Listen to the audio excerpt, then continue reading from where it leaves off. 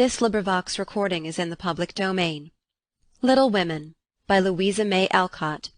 Chapter 22. Pleasant Meadows. Like sunshine after a storm were the peaceful weeks which followed. The invalids improved rapidly, and Mr. March began to talk of returning early in the new year.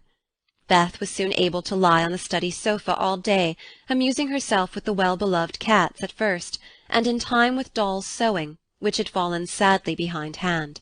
Her once active limbs were so stiff and feeble that Joe took her for a daily airing about the house in her strong arms.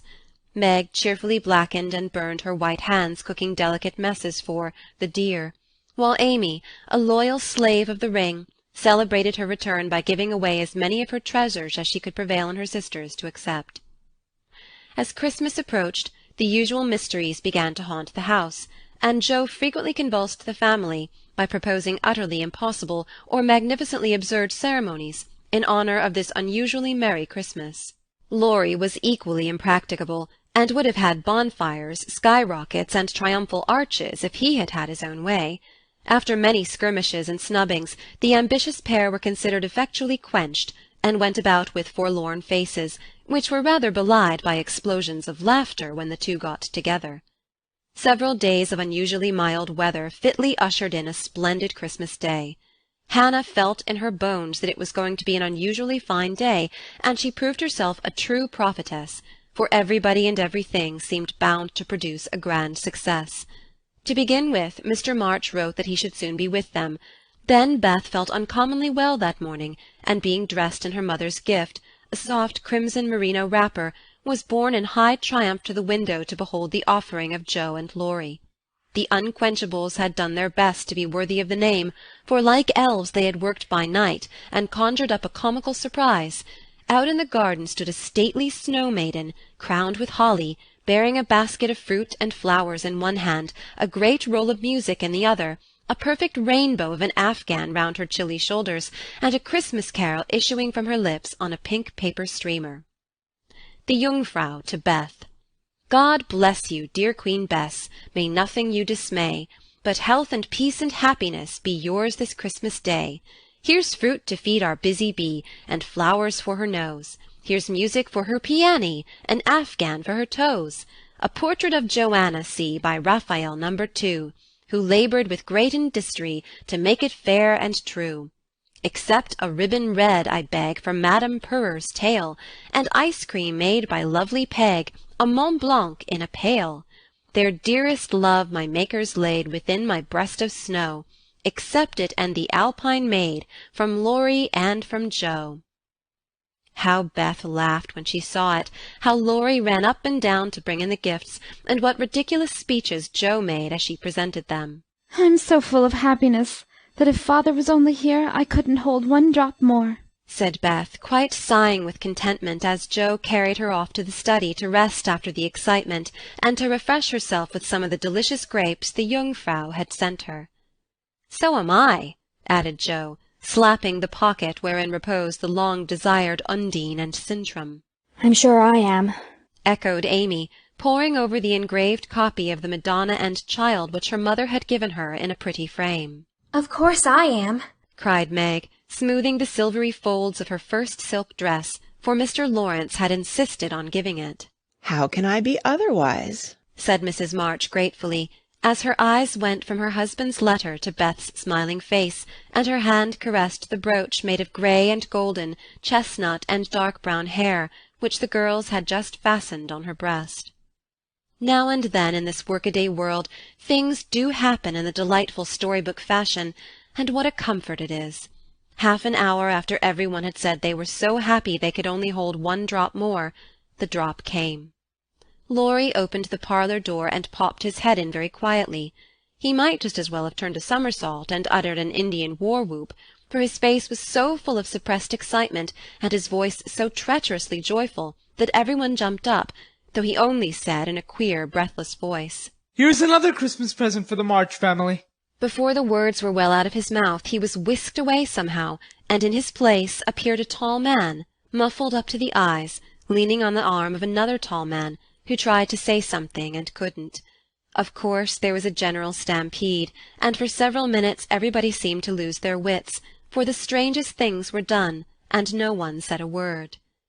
Mr. March became invisible in the embrace of 4 pairs of loving arms. Jo disgraced herself by nearly fainting away, and had to be doctored by Laurie in the china-closet. Mr. Brooke kissed Meg entirely by mistake, as he somewhat incoherently explained, and Amy, the dignified, tumbled over a stool, and never stopping to get up, hugged and cried over her father's boots in the most touching manner. Mrs. March was the first to recover herself, and held up her hands with a warning. "Hush!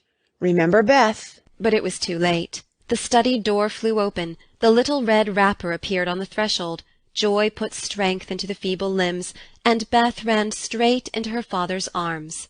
Never mind what happened just after that, for the full hearts overflowed, washing away the bitterness of the past, and leaving only the sweetness of the present.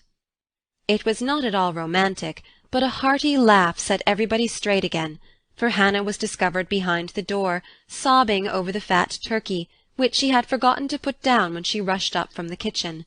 As the laugh subsided, Mrs. March began to thank Mr. Brooke for his faithful care of her husband, at which Mr. Brooke suddenly remembered that Mr. March needed rest, and seizing Laurie, he precipitately retired. Then the 2 invalids were ordered to repose, which they did, by both sitting in one big chair and talking hard. Mr. March told how he had longed to surprise them, and how, when the fine weather came, he had been allowed by his doctor to take advantage of it, how devoted Brooke had been, and how he was altogether a most estimable and upright young man. Why Mr. March paused a minute just there, and after a glance at Meg, who was violently poking the fire, looked at his wife with an inquiring lift of the eyebrows, I leave you to imagine. Also why Mrs. March gently nodded her head, and asked rather abruptly if he wouldn't like to have something to eat. Jo saw and understood the look, and she stalked grimly away to get wine and beef tea, muttering to herself as she slammed the door, "I hate estimable young men with brown eyes." There never was such a Christmas dinner as they had that day. The fat turkey was a sight to behold when Hannah sent him up, stuffed, browned, and decorated. So was the plum pudding, which melted in one's mouth, likewise the jellies, in which Amy revelled like a fly in a honey-pot. Everything turned out well, which was a mercy, Hannah said. "For my mind was that flustered, Mum, that it's a miracle I didn't roast the pudding and stuff the turkey with raisins, let alone biling of it in a cloth." Mr. Laurence and his grandson dined with them, also Mr. Brooke, at whom Jo glowered darkly, to Laurie's infinite amusement. 2 easy chairs stood side by side at the head of the table, in which sat Beth and her father, feasting moderately on chicken and a little fruit. They drank healths, told stories, sang songs, reminisced, as the old folks say, and had a thoroughly good time. A sleigh ride had been planned, but the girls would not leave their father, so the guests departed early, and as twilight gathered the happy family sat together round the fire. "Just a year ago we were groaning over the dismal Christmas we expected to have. Do you remember?" asked Jo, breaking a short pause which had followed a long conversation about many things.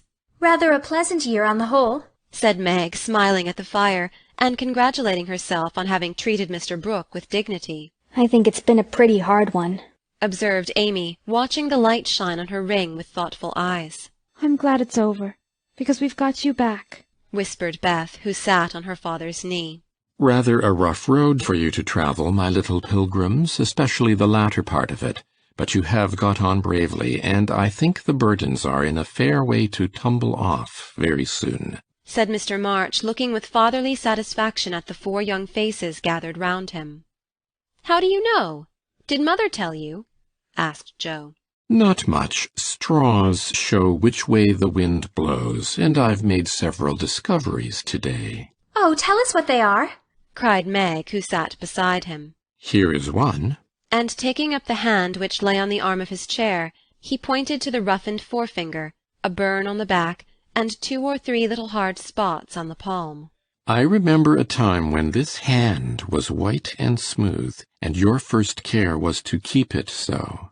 It was very pretty then, but to me it is much prettier now, for in this seeming blemishes I read a little history.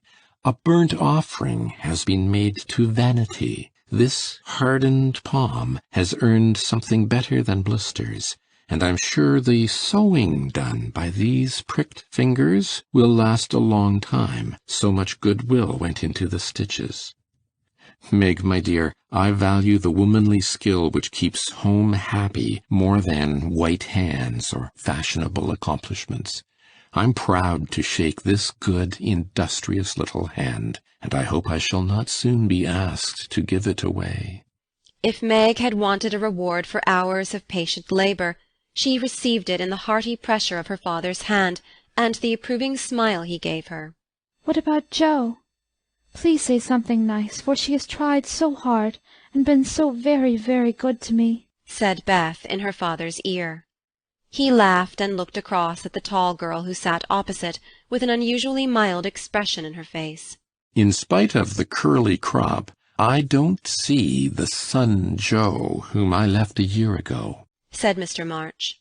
I see a young lady who pins her collar straight, laces her boots neatly, and neither whistles, talks slang, nor lies on the rug as she used to do. Her face is rather thin and pale just now with watching and anxiety, but I like to look at it, for it has grown gentler, and her voice is lower. She doesn't bounce, but moves quietly, and takes care of a certain little person in a motherly way, which delights me. I rather miss my wild girl, but if I get a strong, helpful, tender-hearted woman in her place, I shall feel quite satisfied. I don't know whether the shearing sobered our black sheep, but I do know that in all Washington I couldn't find anything beautiful enough to be bought with the $25 my good girl sent me. Jo's keen eyes were rather dim for a minute, and her thin face grew rosy in the firelight as she received her father's praise, feeling that she did deserve a portion of it. Now, Beth, said Amy, longing for her turn, but ready to wait. There's so little of her I'm afraid to say much, for fear she will slip away altogether, though she is not so shy as she used to be, began their father cheerfully, but recollecting how nearly he had lost her, he held her close, saying tenderly with her cheek against his own, I've got you safe, my Beth, and I'll keep you so, please God. After a minute's silence he looked down at Amy, who sat on the cricket at his feet, and said with a caress of the shining hair, I observed that Amy took drumsticks at dinner, ran errands for her mother all afternoon, gave Meg her place tonight, and has waited on everyone with patience and good humour. I also observe that she does not fret much nor look in the glass, and has not even mentioned a very pretty ring which she wears, so I conclude she has learned to think of other people more, and of herself less, and has decided to try and mould her character as carefully as she moulds her little clay figures. I am glad of this, for though I should be very proud of a graceful statue made by her, I shall be infinitely prouder of a lovable daughter with a talent for making life beautiful to herself and others. What are you thinking of, Beth? asked Jo, when Amy had thanked her father and told about her ring. I read in Pilgrim's Progress today how after many troubles, Christian and Hopeful came to a pleasant green meadow, where lilies bloomed all year round, and there they rested happily as we do now, before they went on to their journey's end, answered Beth, adding as she slipped out of her father's arms and went to the instrument, It's singing time now, and I want to be in my old place. I'll try to sing the song of the shepherd boy which the pilgrims heard. I made the music for father because he likes the verses. So sitting at the dear little piano, Beth softly touched the keys, and in the sweet voice they had thought never to hear again, sang to her own accompaniment the quaint hymn, which was a singularly fitting song for her. He that is down need fear no fall, he that is low no pride.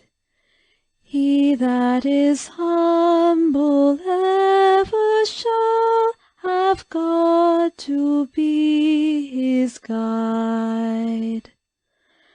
I am content with what I have, little it be or much, and Lord, contentment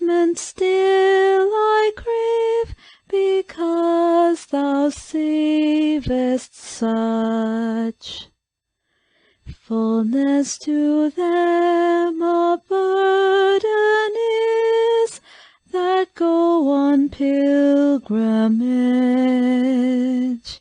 Here little and hereafter bliss is best from age to age.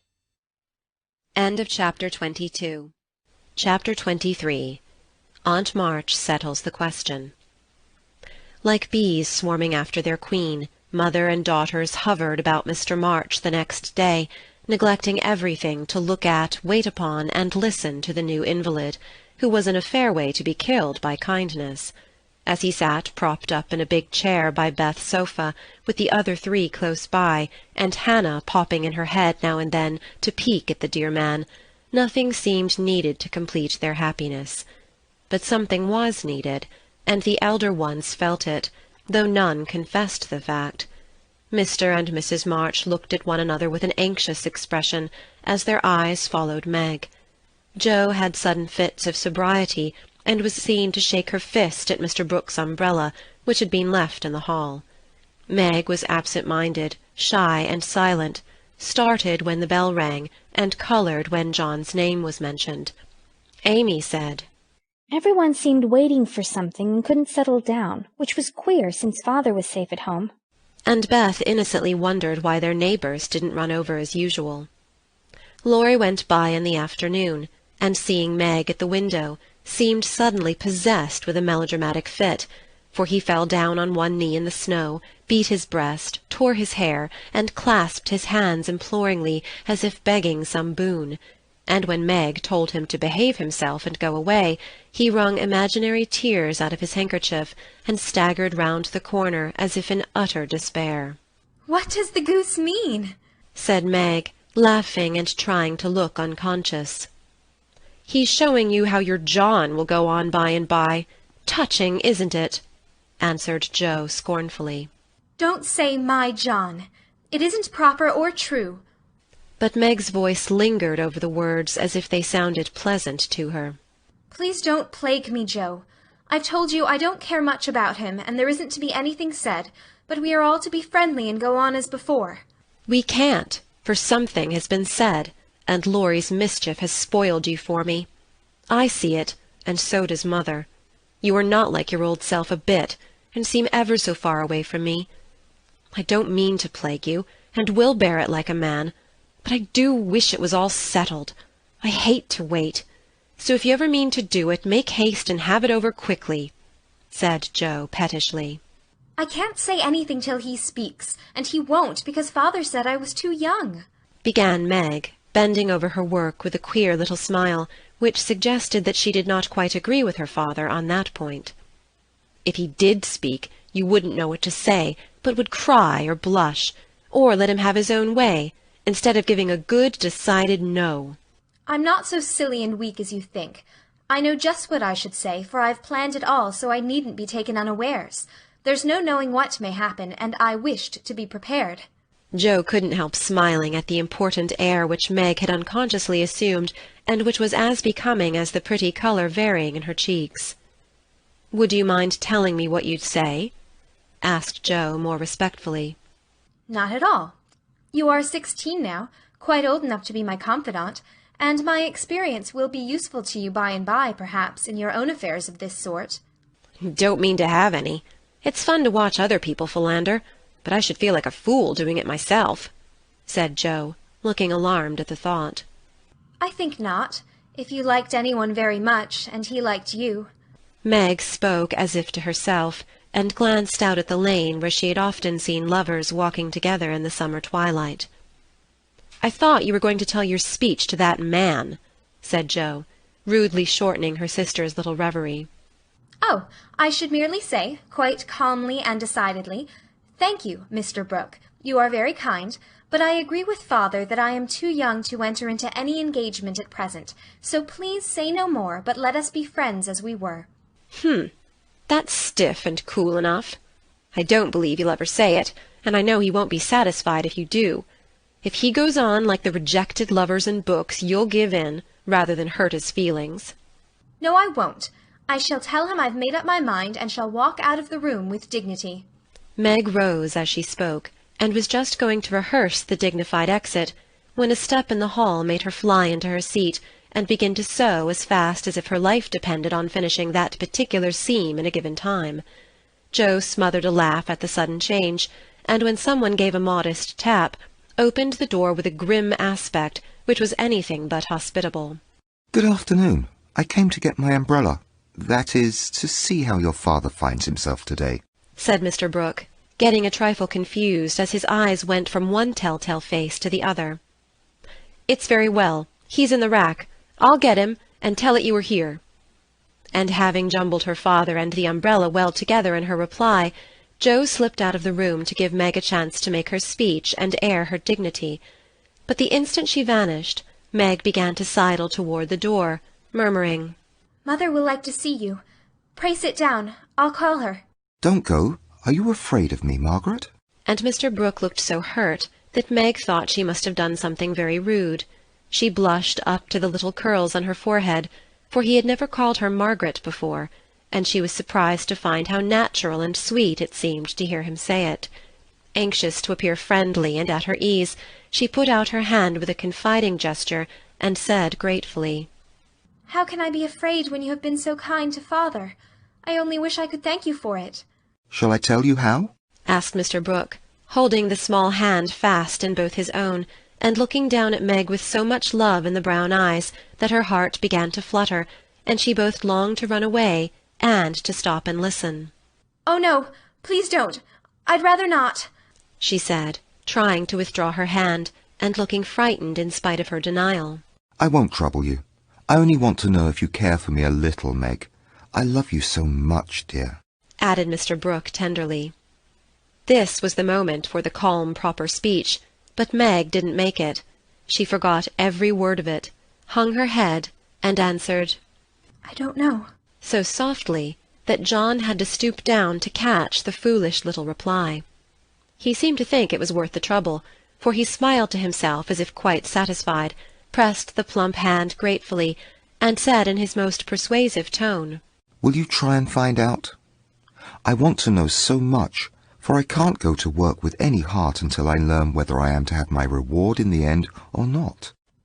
I'm too young, faltered Meg, wondering why she was so fluttered, yet rather enjoying it. "I'll wait, and in the meantime you could be learning to like me. Would it be a very hard lesson, dear?" Not if I chose to learn it, but... "Please choose to learn, Meg. I love to teach, and this is easier than German," broke in John, getting possession of the other hand, so that she had no way of hiding her face as he bent to look into it. His tone was properly beseeching, but stealing a shy look at him, Meg saw that his eyes were merry as well as tender, and that he wore the satisfied smile of one who had no doubt of his success. This nettled her.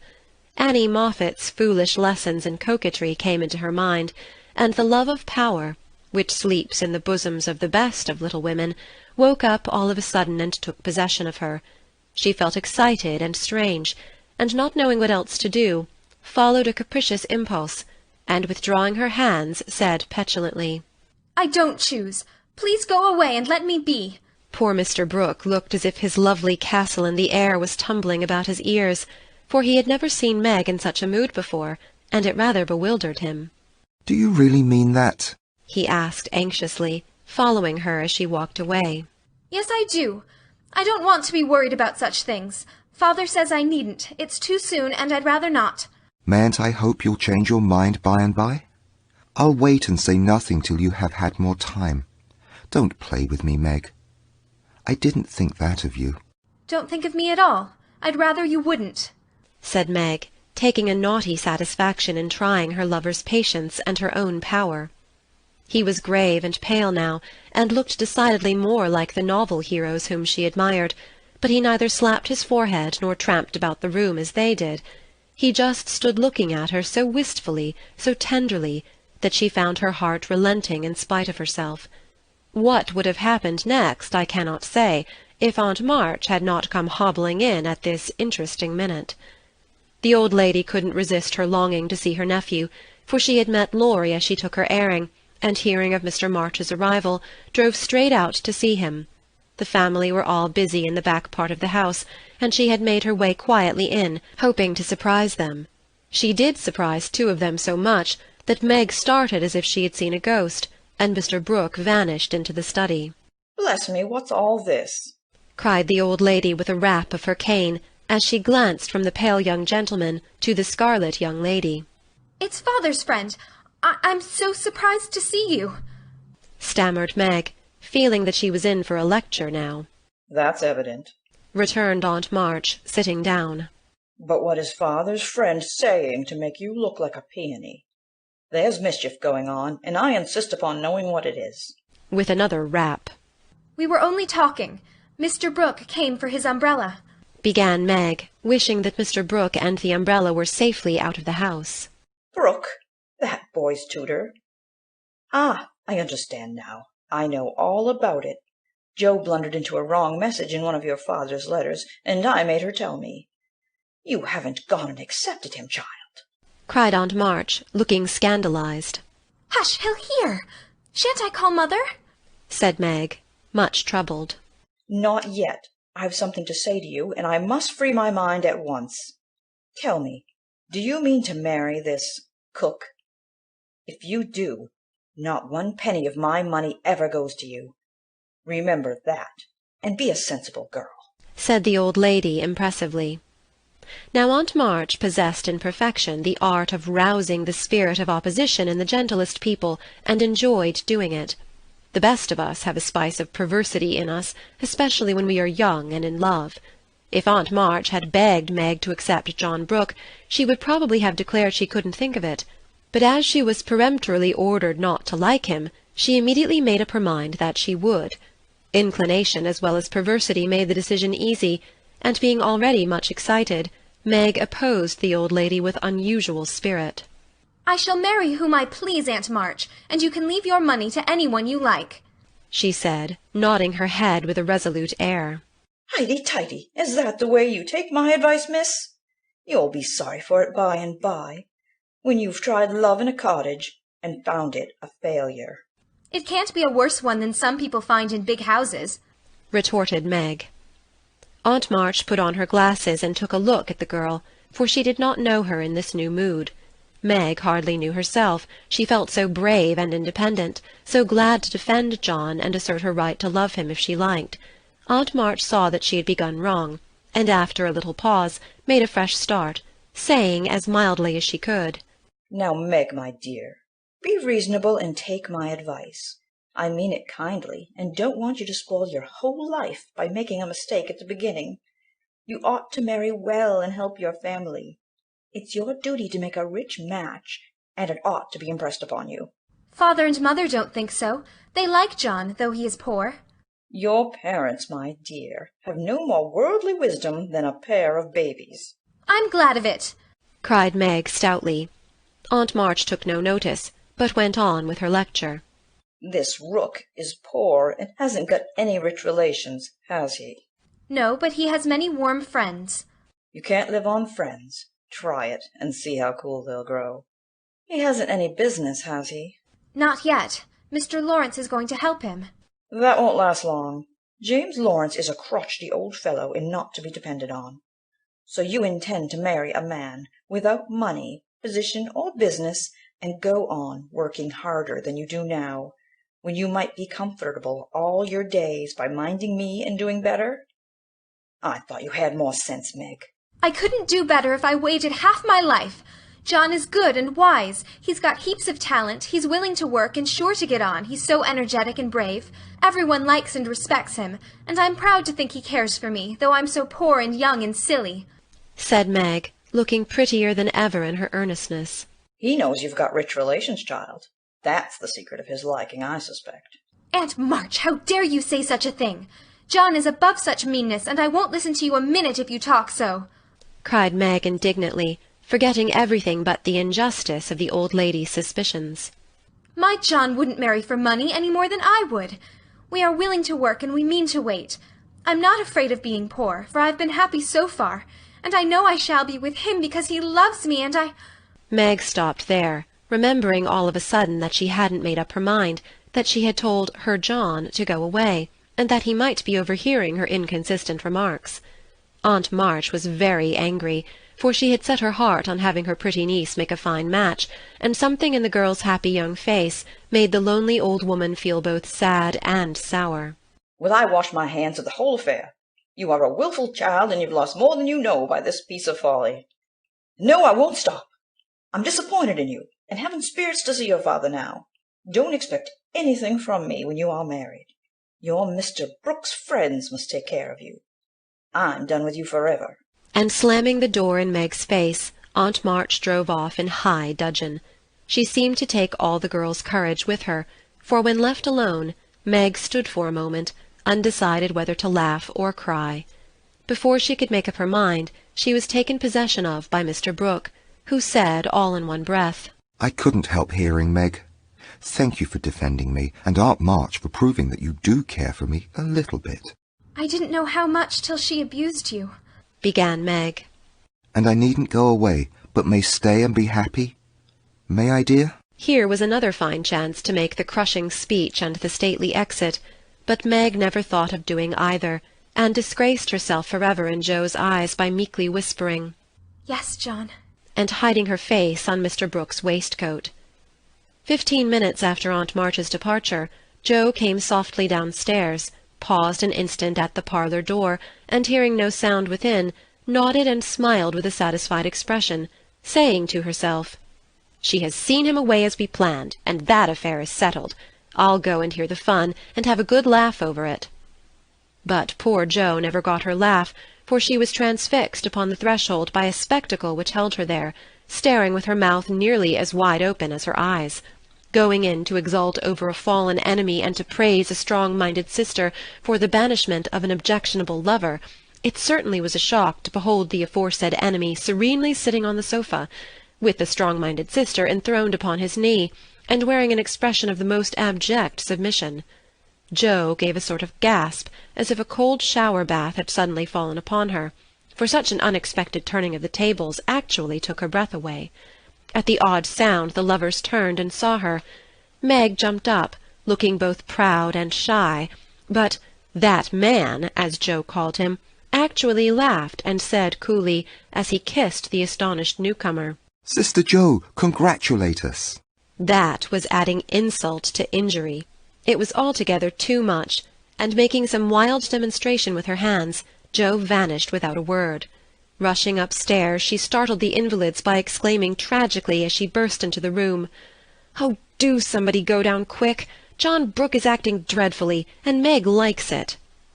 Mr. and Mrs. March left the room with speed, and casting herself upon the bed, Joe cried and scolded tempestuously as she told the awful news to Beth and Amy.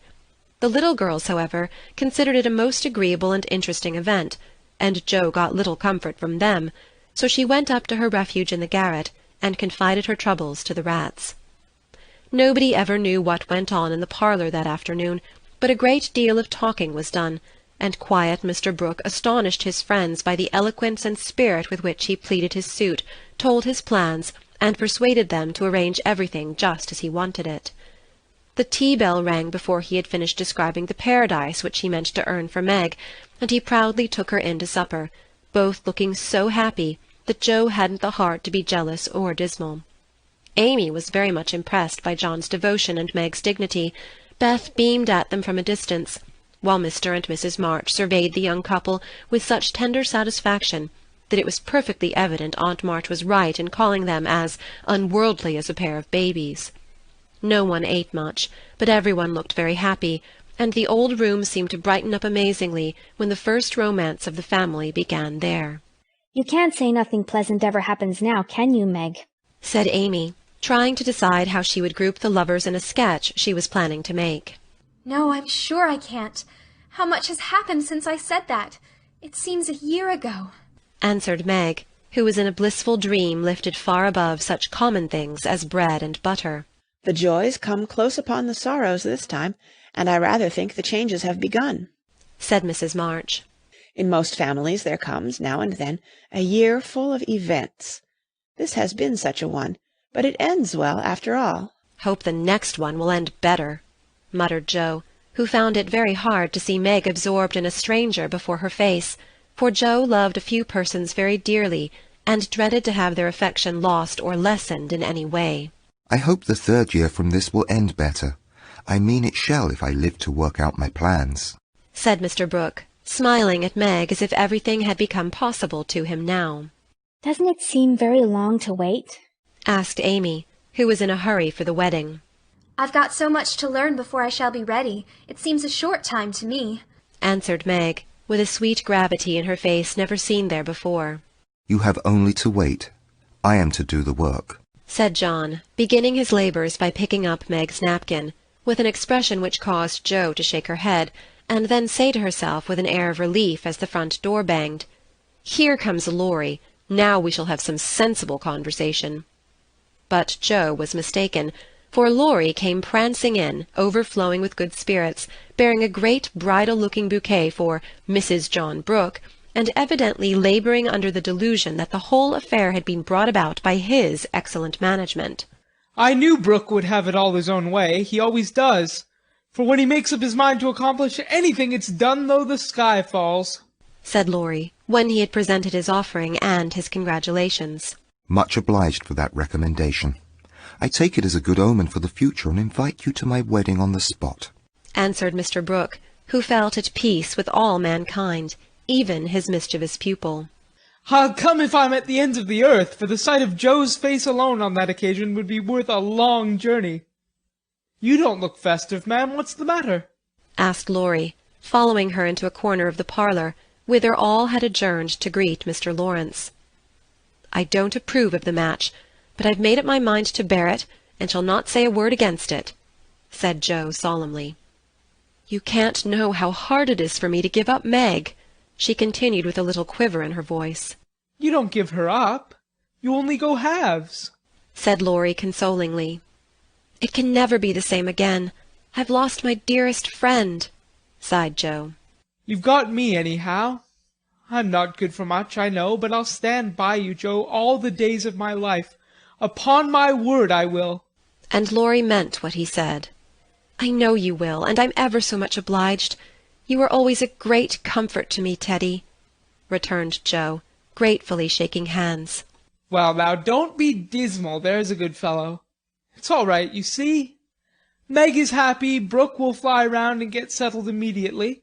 Grandpa will attend to him, and it will be very jolly to see Meg in her own little house. We'll have capital times after she is gone, for I shall be through college before long, and then we'll go abroad on some nice trip or other. Wouldn't that console you? I rather think it would, but there's no knowing what may happen in 3 years, said Joe thoughtfully. That's true. Don't you wish you could take a look forward and see where we shall all be then? I do, returned Laurie. I think not, for I might see something sad, and everyone looks so happy now, I don't believe they could be much improved. And Joe's eyes went slowly round the room, brightening as they looked, for the prospect was a pleasant one. Father and mother sat together, quietly reliving the first chapter of the romance which for them began some 20 years ago. Amy was drawing the lovers, who sat apart in a beautiful world of their own, the light of which touched their faces with a grace the little artist could not copy. Beth lay on her sofa, talking cheerily with her old friend, who held her little hand as if he felt that it possessed the power to lead him along the peaceful way she walked. Joe lounged in her favourite low seat, with the grave, quiet look which best became her, and Laurie, leaning on the back of her chair, his chin on a level with her curly head, smiled with his friendliest aspect, and nodded at her in the long glass which reflected them both. So the curtain falls upon Meg, Joe, Beth, and Amy. Whether it ever rises again depends upon the reception given the first act of the domestic drama called Little Women. End of Chapter 23. Chapter 24. Gossip. In order that we may start afresh and go to Meg's wedding with free minds, it will be well to begin with a little gossip about the Marches. And here let me premise that if any of the elders think there is too much lovering in the story, as I fear they may, I'm not afraid the young folks will make that objection. I can only say with Mrs. March—" "What can you expect when I have 4 gay girls in the house, and a dashing young neighbour over the way?" The 3 years that have passed have brought but few changes to the quiet family. The war is over, and Mr. March safely at home, busy with his books and the small parish which found in him a minister by nature as by grace, a quiet, studious man, rich in the wisdom that is better than learning, the charity which calls all mankind brother, the piety that blossoms into character, making it august and lovely. These attributes, in spite of poverty and the strict integrity which shut him out from the more worldly successes, attracted to him many admirable persons, as naturally as sweet herbs draw bees, and as naturally he gave them the honey into which 50 years of hard experience had distilled no bitter drop. Earnest young men found the grey-headed scholar as young at heart as they. Thoughtful or troubled women instinctively brought their doubts to him, sure of finding the gentlest sympathy, the wisest counsel. Sinners told their sins to the pure-hearted old man, and were both rebuked and saved. Gifted men found a companion in him. Ambitious men caught glimpses of nobler ambitions than their own, and even worldlings confessed that his beliefs were beautiful and true, though they wouldn't pay. To outsiders the 5 energetic women seemed to rule the house, and so they did in many things, but the quiet scholar, sitting among his books, was still the head of the family, the household conscience, anchor and comforter, for to him the busy anxious women always turned in troublous times, finding him, in the truest sense of those sacred words, husband and father. The girls gave their hearts into their mother's keeping, their souls into their father's, and to both parents who lived and laboured so faithfully for them, they gave a love that grew with their growth and bound them tenderly together by the sweetest tie which blesses life and outlives death. Mrs. March is as brisk and cheery, though rather greyer than when we saw her last, and just now so absorbed in Meg's affairs that the hospitals and homes, still full of wounded boys and soldiers' widows, decidedly miss the motherly missionaries' visits. John Brooke did his duty manfully for a year, got wounded, was sent home, and not allowed to return. He received no stars or bars, but he deserved them, for he cheerfully risked all he had, and life and love are very precious when both are in the full bloom. Perfectly resigned to his discharge, he devoted himself to getting well, preparing for business, and earning a home for Meg. With the good sense and sturdy independence that characterized him, he refused Mr. Lawrence's more generous offers, and accepted the place of book-keeper, feeling better satisfied to begin with an honestly earned salary than by running any risks with borrowed money. Meg had spent the time in working as well as waiting, growing womanly in character, wise in housewifely arts, and prettier than ever, for love is a great beautifier. She had her girlish ambitions and hopes, and felt some disappointment at the humble way in which the new life must begin. Ned Moffat had just married Sally Gardner, and Meg couldn't help contrasting their fine house and carriage, many gifts, and splendid outfit with her own, and secretly wishing she could have the same. But somehow envy and discontent soon vanished when she thought of all the patient love and labour John had put into the little home awaiting her, and when they sat together in the twilight, talking over their small plans, the future always grew so beautiful and bright that she forgot Sally's splendour, and felt herself the richest, happiest girl in Christendom. Jo never went back to Aunt March, for the old lady took such a fancy to Amy that she bribed her with the offer of drawing lessons from one of the best teachers going, and for the sake of this advantage Amy would have served a far harder mistress. So she gave her mornings to duty, her afternoons to pleasure, and prospered finely. Jo meantime devoted herself to literature and Beth, who remained delicate long after the fever was a thing of the past. Not an invalid exactly, but never again the rosy, healthy creature she had been, yet always hopeful, happy, and serene, and busy with the quiet duties she loved, everyone's friend, and an angel in the house, long before those who loved her most had learned to know it. As long as the Spread Eagle paid her $1 a column for her rubbish, as she called it, Jo felt herself a woman of means, and spun her little romances diligently. But great plans fermented in her busy brain and ambitious mind, and the old tin kitchen in the garret held a slowly increasing pile of blotted manuscript, which was one day to place the name of March upon the roll of fame. Laurie, having dutifully gone to college to please his grandfather, was now getting through it in the easiest possible manner to please himself. A universal favourite, thanks to money, manners, much talent, and the kindest heart that ever got its owner into scrapes by trying to get other people out of them, he stood in great danger of being spoiled, and probably would have been, like many another promising boy, if he had not possessed a talisman against evil, in the memory of the kind old man who was bound up in his success, the motherly friend who watched over him as if he were her son, and last but not least by any means, the knowledge that 4 innocent girls loved, admired, and believed in him with all their hearts. Being only a glorious human boy, of course he frolicked and flirted, grew dandified, aquatic, sentimental, or gymnastic, as college fashions ordained, hazed and was hazed, talked slang, and more than once came perilously near suspension and expulsion. But as high spirits and the love of fun were the causes of these pranks, he always managed to save himself by frank confession, honourable atonement, or the irresistible power of persuasion, which he possessed in perfection. In fact, he rather prided himself on his narrow escapes, and liked to thrill the girls with graphic accounts of his triumphs over wrathful tutors, dignified professors, and vanquished enemies. The men of my class were heroes in the eyes of the girls, who never wearied of the exploits of our fellows, and were frequently allowed to bask in the smiles of these great creatures when Laurie brought them home with him. Amy especially enjoyed this high honour, and became quite a belle among them, for her ladyship early felt and learned to use the gift of fascination with which she was endowed. Meg was too much absorbed in her private and particular John to care for any other lords of creation, and Beth too shy to do more than peep at them, and wonder how Amy dared to order them about so. But Jo felt quite in her own element, and found it very difficult to refrain from imitating the gentlemanly attitudes, phrases, and feats which seemed more natural to her than the decorums prescribed for young ladies. They all liked Jo immensely, but never fell in love with her, though very few escaped without paying the tribute of a sentimental sigh or two at Amy's shrine. And speaking of sentiment brings us very naturally to the Dovecot. That was the name of the little brown house Mr. Brooke had prepared for Meg's first home.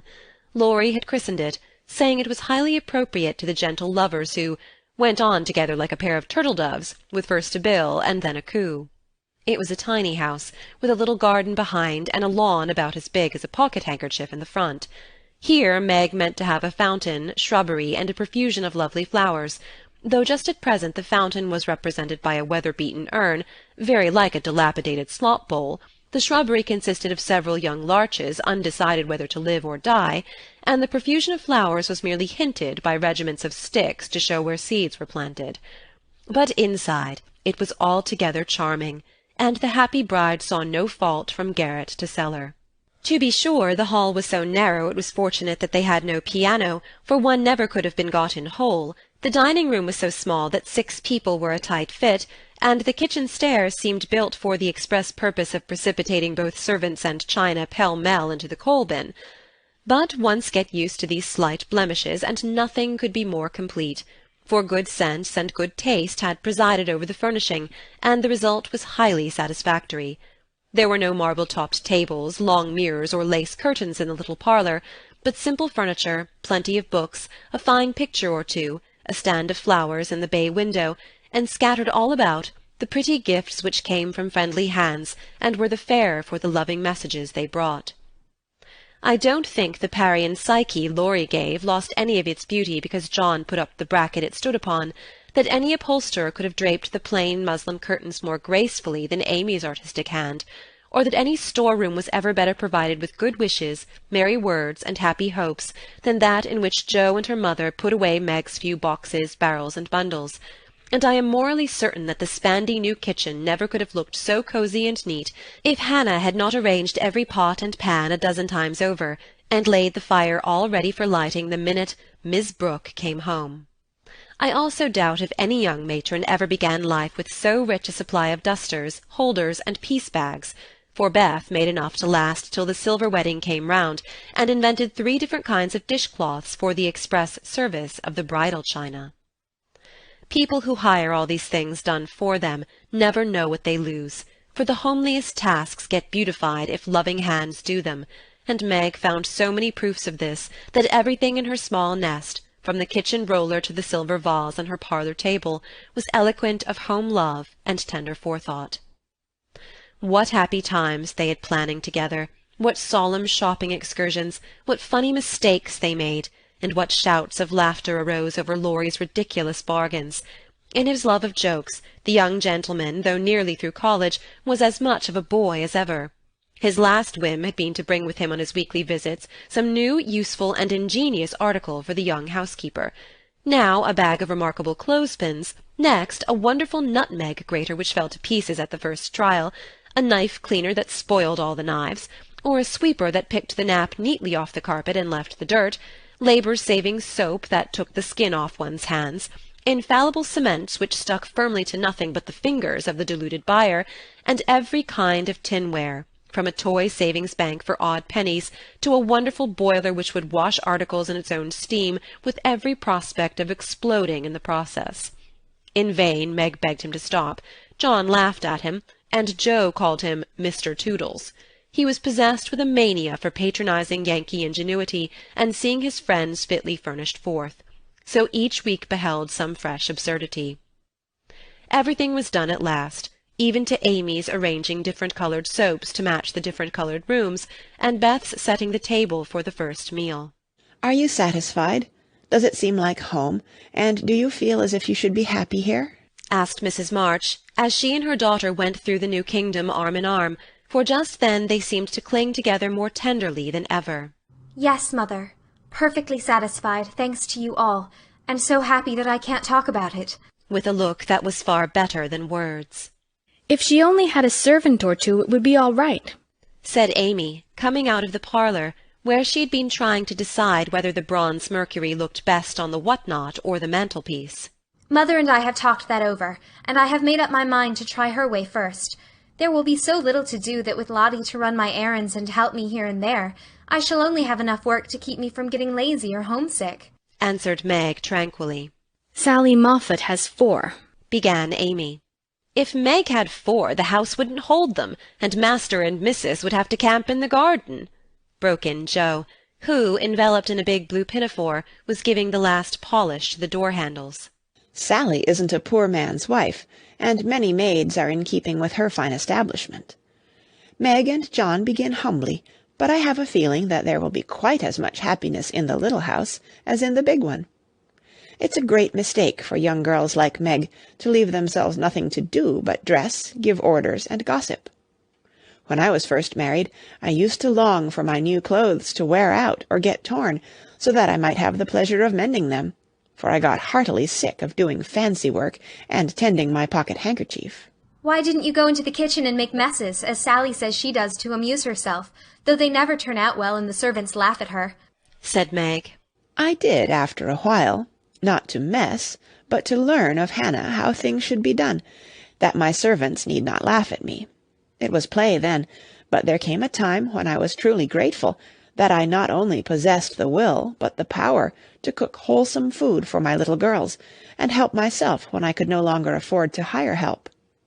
You begin at the other end, Meg dear, but the lessons you learn now will be of use to you by and by, when John is a richer man, for the mistress of a house, however splendid, should know how work ought to be done, if she wishes to be well and honestly served. Yes, mother, I'm sure of that, said Meg, listening respectfully to the little lecture, for the best of women will hold forth upon the all-absorbing subject of housekeeping. Do you know I like this room most of all in my baby house? Added Meg a minute after, as they went upstairs and she looked into her well-stored linen closet. Beth was there, laying the snowy pile smoothly on the shelves and exulting over the goodly array. All three laughed as Meg spoke, for that linen closet was a joke. You see, having said that if Meg married that Brooke she shouldn't have a cent of her money, Aunt March was rather in a quandary when time had appeased her wrath and made her repent her vow. She never broke her word, and was much exercised in her mind how to get round it, and at last devised a plan whereby she could satisfy herself. Mrs. Carroll, Florence's mamma, was ordered to buy, have made and marked a generous supply of house and table linen, and send it as her present, all of which was faithfully done. But the secret leaked out, and was greatly enjoyed by the family, for Aunt March tried to look utterly unconscious, and insisted that she could give nothing but the old-fashioned pearls long promised to the first bride. That's a housewifely taste which I am glad to see. I had a young friend who set up housekeeping with 6 sheets, but she had finger bowls for company, and that satisfied her, said Mrs. March, patting the damask tablecloths with a truly feminine appreciation of their fineness. I haven't a single finger bowl, but this is a set-out that will last me all my days, Hannah says. And Meg looked quite contented, as well she might. A tall, broad-shouldered young fellow, with a cropped head, a felt basin of a hat, and a fly-away coat, came tramping down the road at a great pace, walked over the low fence without stopping to open the gate, straight up to Mrs. March, with both hands out, and a hearty, "Here I am, mother. Yes, it's all right." The last words were in answer to the look the elder lady gave him, a kindly, questioning look which the handsome eyes met so frankly that the little ceremony closed as usual with a motherly kiss. "For Mrs. John Brooke, with the maker's congratulations and compliments." "Bless you, Beth. What a refreshing spectacle you are, Joe. Amy, you're getting altogether too handsome for a single lady." As Laurie spoke, he delivered a brown paper parcel to Meg, pulled Beth's hair ribbon, stared at Joe's big pinafore, and fell into an attitude of mock rapture before Amy, then shook hands all round, and everyone began to talk. "Where is John?" asked Meg anxiously. "Stopped to get the license for tomorrow, ma'am." "Which side won the last match, Teddy?" inquired Joe, who persisted in feeling an interest in manly sports despite her 19 years. "Ours, of course. Wish you'd been there to see." How is the lovely Miss Randall? asked Amy with a significant smile. "More cruel than ever. Don't you see how I'm pining away?" And Laurie gave his broad chest a sounding slap, and heaved a melodramatic sigh. What's the last joke? Undo the bundle and see, Meg, said Beth, eyeing the knobby parcel with curiosity. "It's a useful thing to have in the house in case of fire or thieves," observed Laurie, as a watchman's rattle appeared, amid the laughter of the girls. "Any time when John is away and you get frightened, Mrs. Meg, just swing that out of the front window and it will rouse the neighborhood in a jiffy. Nice thing, isn't it?" And Laurie gave them a sample of its powers that made them cover up their ears. "There's gratitude for you. And speaking of gratitude reminds me to mention that you may thank Hannah for saving your wedding cake from destruction. I saw it going into your house as I came by, and if she hadn't defended it manfully, I'd have had a pick at it, for it looked like a remarkably plummy one." "I wonder if you will ever grow up, Laurie," said Meg in a matronly tone. "I'm doing my best, ma'am, but can't get much higher, I'm afraid, as 6 feet is about all men can do in these degenerate days," responded the young gentleman, whose head was about level with the little chandelier. "I suppose it would be profanation to eat anything in this spick-and-span bower, so as I'm tremendously hungry, I propose an adjournment," he added presently. "Mother and I are going to wait for John. There are some last things to settle," said Meg, bustling away. Beth and I are going over to Kitty Bryant's to get more flowers for tomorrow," added Amy, tying a picturesque hat over her picturesque curls, and enjoying the effect as much as anybody. "Come, Joe, don't desert a fellow. I'm in such a state of exhaustion I can't get home without help. Don't take off your apron, whatever you do, it's peculiarly becoming," said Laurie, as Joe bestowed his especial aversion in her capacious pocket, and offered her arm to support his feeble steps. "Now, Teddy, I want to talk seriously to you about tomorrow," began Joe, as they strolled away together. "You must promise to behave well, and not cut up any pranks and spoil our plans." "Not a prank." "And don't say funny things when we ought to be sober." "I never do. You're the one for that." "And I implore you not to look at me during the ceremony. I shall certainly laugh if you do." "You won't see me. You'll be crying so hard that the thick fog round you will obscure the prospect." "I never cry unless for some great affliction." "Such as fellows going to college, eh?" cut in Laurie with a suggestive laugh. "Don't be a peacock. I only moaned a trifle to keep the girls company." "Exactly. I say, Joe, how is Grandpa this week? Pretty amiable?" "Very." "Why? Have you got into a scrape and want to know how he'll take it?" asked Joe rather sharply. Now, Joe, do you think I'd look your mother in the face and say all right if I wasn't? And Laurie stopped short with an injured air. No, I don't. Then don't go and be suspicious. I only want some money, said Laurie, walking on again, appeased by her hearty tone. You spend a great deal, Teddy. Bless you, I didn't spend it. It spends itself somehow and is gone before I know it. You are so generous and kind-hearted that you let people borrow, and can't say no to anyone. We heard about Henshaw and all you did for him. If you always spent money in that way, no one would blame you, said Joe warmly. Oh, he made a mountain out of a molehill. You wouldn't have me let that fine fellow work himself to death just for want of a little help when he is worth a dozen of us lazy chaps, would you? Of course not. But I don't see the use of your having 17 waistcoats, endless neckties, and a new hat every time you come home. I thought you'd got over the dandy period, but every now and then it breaks out in a new spot. Just now it's the fashion to be hideous, to make your head look like a scrubbing brush, wear a straight jacket, orange gloves, and clumping square-toed boots. If it was cheap ugliness, I'd say nothing, but it costs as much as the other, and I don't get any satisfaction out of it. Laurie threw back his head and laughed so heartily at this attack that the felt hat fell off and Joe walked on it, which insult only afforded him an opportunity for expatiating on the advantages of a rough-and-ready costume, as he folded up the maltreated hat and stuffed it into his pocket. Don't lecture me any more, there's a good soul. I have enough all through the week and like to enjoy myself when I come home. I'll get myself up regardless of expense tomorrow and be a satisfaction to my friends. I'll leave you in peace if you'll only let your hair grow. I'm not aristocratic, but I do object to being seen with a person who looks like a young prize-fighter, observed Joe severely. This unassuming style promotes study. That's why we adopt it, returned Laurie, who certainly could not be accused of vanity, having voluntarily sacrificed a handsome curly crop to the demand for quarter-inch-long stubble. By the way, Joe, I think that little Parker is really getting desperate about Amy. He talks of her constantly, writes poetry, and moons about in a most suspicious manner. He'd better nip his little passion in the bud, hadn't he? Added Laurie in a confidential, elder-brotherly tone after a minute's silence. Of course he had. We don't want any more marrying in this family for years to come. Mercy on us, what are the children thinking of? And Joe looked as much scandalized as if Amy and little Parker were not yet in their teens. It's a fast age, and I don't know what we are coming to, ma'am. You are a mere infant, but you'll go next, Joe, and we'll be left lamenting, said Laurie, shaking his head over the degeneracy of the times. Don't be alarmed.